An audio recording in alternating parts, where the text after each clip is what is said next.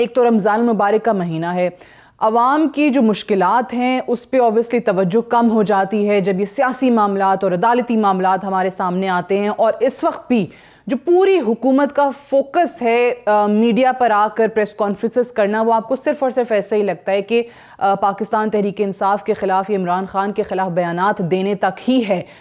حکومت اس وقت عوام کے لیے کیا کر رہی ہے؟ سب سے بڑا ایشو وہ ہے رمضان میں مہنگائی کو کنٹرول کرنے کے لیے کیا ہوا، اس پہ سوال اٹھتا ہے۔ لیکن ایک چیز جو بہت ہی تکلیف دہ ہے، وہ مناظر بہت ہی تکلیف دہ ہیں کہ غربت سے پسی ہوئی عوام جس کو رمضان المبارک کے مہینے میں حکومت پاکستان کی طرف سے مفت آٹا جو ہے وہ آفر کیا جاتا ہے، لیکن کیا اتنی بڑی ریاست اور کیا اتنی بڑی حکومت پر اس وقت سوال نہیں اٹھتے کہ وہ اس آٹے کی فراہمی کے پروسیس کو ہی صحیح طریقے سے نہیں انشور کر پاتے، اور وہ جو آٹے کی فراہمی کا طریقہ ہے، جس طریقے سے لوگوں کو یہ آٹا فراہم کیا جا رہا ہے مفت آٹا، وہ ابھی تک مختلف شہروں میں 6 لوگوں کی جانیں جو ہے وہ لے گیا ہے۔ بڑا افسوس ہوتا ہے کہ جی بھکر میں ایک خبر آئی ہمارے پاس کہ گھنٹوں قطار میں ایک شخص اپنی باری کا انتظار کرتا رہا اور وہیں پر دم توڑ گیا۔ پھر اسی طریقے سے مظفر گڑھ میں بھگدڑ کی وجہ سے ایک بزرگ خاتون جو ہیں وہ اپنی جان سے گئیں۔ پھر چارسدہ میں بھی اسی طریقے سے جو سٹامپیڈ ہوتی ہے، دھکم پیل ہوتی ہے، بھگدڑ مچتی ہے، اس میں ایک شہری جو ہے وہ جاں بحق ہوا۔ پھر ملتان میں، فیصل آباد میں اور کوٹدو میں رمضان میں روزے کی حالت میں لوگ قطاروں میں لگے ہوئے ہیں۔ 3 لوگ جو ہیں وہ وہاں پر دل کا دورہ پڑ جانے سے، ہارٹ اٹیک سے جو ہیں وہ جاں بحق ہو جاتے ہیں۔ سو وہ جو پورے ہمارے بیوروکریٹس ہیں، جو سرکاری افسران ہیں، جن کی ذمہ داری ہے اور اوپر بیٹھی حکومتوں کی ذمہ داری ہے، کیا وجہ ہے؟ کیا ان کو خوف نہیں ہے کہ ان کو جواب دہ ہونا پڑے گا کہ آپ اتنی چھوٹی سی چیز کو بھی صحیح طریقے سے نہیں کر پاتے ہیں؟ اس سے میں آغاز کرنا چاہوں گی۔ میں چاہوں گی کہ میرے جو تینوں مہمان ہیں وہ ذرا اس پہ بھی بتائیں کہ جو بیسک آٹے کی فراہمی کا معاملہ ہے، کیا اتنی بھی کیپیسٹی نہیں رہ گئی اب ہماری حکومتوں میں؟ ہمارے پاس سردار لطیف کھوسہ صاحب موجود ہیں، فارمر گورنر پنجاب ہیں، سینئر رہنما پاکستان پیپلز پارٹی کے۔ ہمایوں اختر خان صاحب ہمارے ساتھ موجود ہیں، سینئر رہنما پاکستان تحریک انصاف کے، اور آج ہی ہمایوں صاحب کو فوکل پرسن فار الیکشنز بھی بنایا گیا ہے پاکستان تحریک انصاف کی طرف سے۔ بلال کیانی صاحب ہمارے ساتھ موجود ہیں، coordinator to prime minister for economy and energy اور اسسٹنٹ سیکرٹری جنرل بھی ہیں آپ پاکستان مسلم لیگ نواز کے۔ آپ تینوں کو خوش آمدید کہتے ہیں۔ کھوسہ صاحب، اف آئی میں اسٹارٹ ود یو، یہ فرمائیے گا کہ ہم مختلف شہروں میں جو قصے دیکھ رہے ہیں، روز کوئی نہ کوئی انسیڈنٹ آ رہا ہے ہمارے سامنے، کیا کہ جی بھگدڑ مچ گئی؟ کیوں بھگدڑ مچ گئی؟ کہ آپ غریب عوام کو ایک مفت آٹے کا تھیلا ہی صحیح طریقے سے فراہم کرنے کی کیپیسٹی نہیں رکھتے۔ یہ کیا، کس پہ سوال کس سے ہونا چاہیے؟ کون ہے اس کا ذمہ دار؟ یہ بیسیکلی میں سمجھتا ہوں کہ یہ تو بے نظیر انکم سپورٹ کے کارڈ ہولڈرز ہی کے لیے کیا گیا ہے۔ میرے خیال میں تو بنیادی طور پر یہ پالیسی ہی فلاڈ ہے، غلط ہے، اس لیے کہ آپ اس طرح سے کیا بانٹ سکتے ہیں تھیلے ان 76 لاکھ لوگوں کو اور 23 کروڑ عوام کو آپ اس طرح قسمہ پرسی کے عالم میں چھوڑ کر؟ کیا بھگدڑ نہیں مچے گی؟ جب میں گورنر تھا تو مجھے یاد ہے کہ اسی طرح تھیلے میں بانٹنے کے لیے ایک دفعہ لے گیا تو ایسی بھگدڑ مچی کہ غریب آدمی، جو لاغر آدمی ہے، جو بے بس آدمی ہے، جو عورتیں ہیں بوڑھی، جو مرد بوڑھے ہیں، وہ تو وہاں تک پہنچ ہی نہیں پاتے تھے ٹرکوں پر۔ وہ تو ایک بھگدڑ مچتی تھی اور وہ جو تکڑے مچھ ڈنڈے ہوتے تھے وہ آگے سارا لے جاتے تھے۔ اس طرح سے دیکھیے، اس طرح سے نہیں ہوا کرتا ہے۔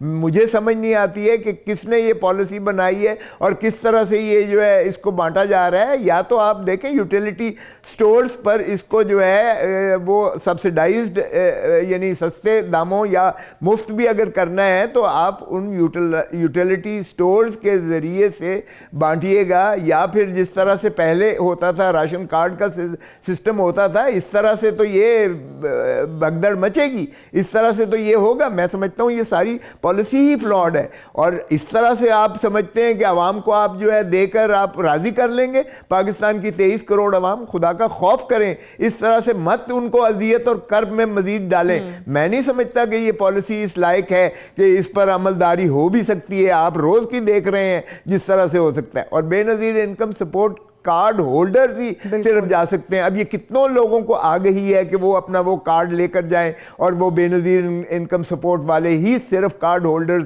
لے جا سکتے ہیں. یہ تو ایک امپریشن دیا جا رہا ہے جیسے سارے پاکستان کے عوام کو جو ہے یہ آٹا مفت بانٹا جا رہا ہے. تو یہ پولیٹیکل گمک جو ہے نہیں ہونی چاہیے. لوگوں کے ساتھ بہت ہی لوگ تکلیف میں ہیں, لوگوں کی معیشت بہت قسم پرسی کے عالم میں, اس ڈگرگوں کیفیت میں خدارہ.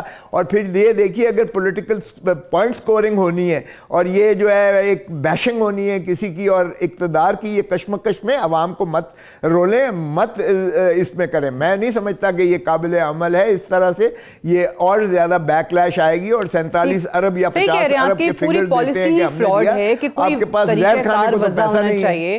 یہ جاننا ضرور چاہوں گی کہ کیا وجہ ہوئی ہے کہ جو امریکی سازش کا ایک نیریٹو تھا اور جس طریقے سے خان صاحب نے بتایا کہ امریکہ ہمارے خلاف ہے, تو اب وہاں سے ان کی سپورٹ میں پیغامات آنے لگ گئے. یعنی پاکستان تحریک انصاف نے, آپ کو لگتا ہے کہ اتنا مضبوط بیانیہ بنایا, اتنا لوگوں کو کنونس کر دیا کہ امریکہ کو بھی اپنے نیریٹو سے جو کہ خان صاحب کے اگینسٹ تھا یو ٹرن لینا پڑ گیا؟